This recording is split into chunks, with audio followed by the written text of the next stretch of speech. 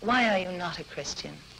Because I see no evidence whatever for any of the Christian dogmas. I've examined all the stock arguments in favor of the existence of God, and none of them seem to me to be logically valid. Do you think there's a practical reason for having a religious belief for many people? Well, there can't be a practical reason for believing what isn't true. That's quite, at least I rule it out as impossible. Either the thing is true or it isn't. If it is true, you should believe it, and if it isn't, you shouldn't. And if you can't find out whether it's true or whether it isn't, you should suspend judgment.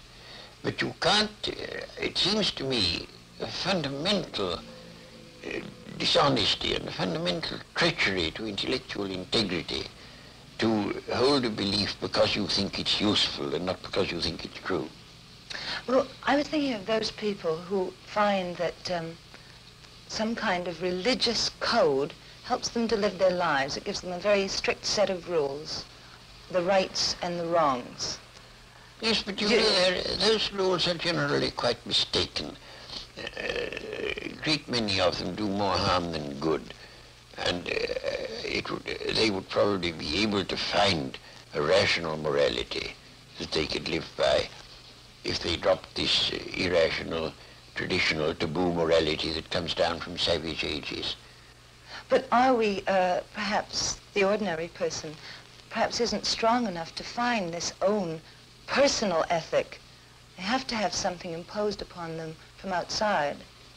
Oh, I don't think that's true. And what is imposed on you from outside is of no value whatever. It doesn't count. Well, you were brought up, of course, as a Christian. When did you first decide that you did not want to remain a believer in the Christian ethic? I never decided that I didn't want to remain a believer.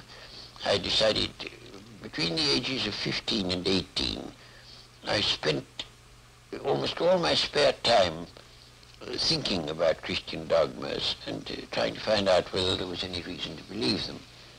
And by the time I was 18, I discarded the last of them. Do you think that that gave you an extra strength in your life? Oh, I don't know. No, I shouldn't have said so. Neither extra strength nor the opposite. I mean, I was just engaged in the pursuit of knowledge.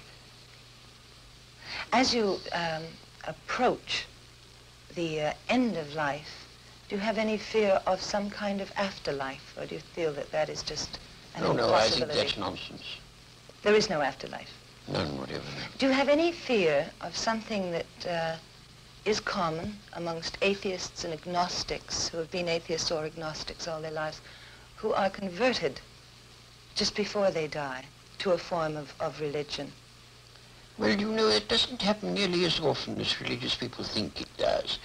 Because religious people, most of them, think that it's a virtuous act to tell lies about the deathbeds of agnostics and such. As a matter of fact, it doesn't happen very often.